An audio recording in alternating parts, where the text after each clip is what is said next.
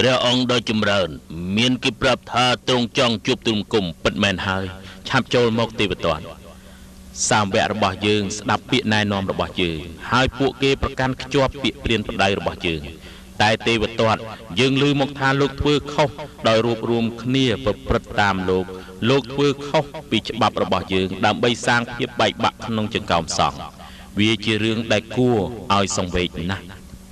ទ្រង់ដោយចម្រើនបណ្ដាសង្ឃកំពុងតែទទួលនូវទុក្ខវេទនាក្រោយពីទទួលនូវភាពមិនល្អក្នុងការចូលមកលាតត្រដាងក្នុងសាសនាដូចជាជនពៀលភេរវៈកខេតកោនិងព្រាននារីលោកស្នើយ៉ាងម៉េច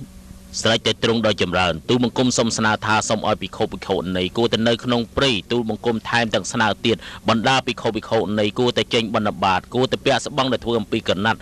បណ្ដាភិក្ខុសង្ឃគួរតែអង្គុយសមាធិនៅក្នុងព្រៃលើកលែងឆាន់សាច់ហើយសាវកទាំងអស់គួរគោរពតាមច្បាប់វិន័យរបស់សង្ឃឲ្យបានម៉ត់ចត់ទេវទត្ត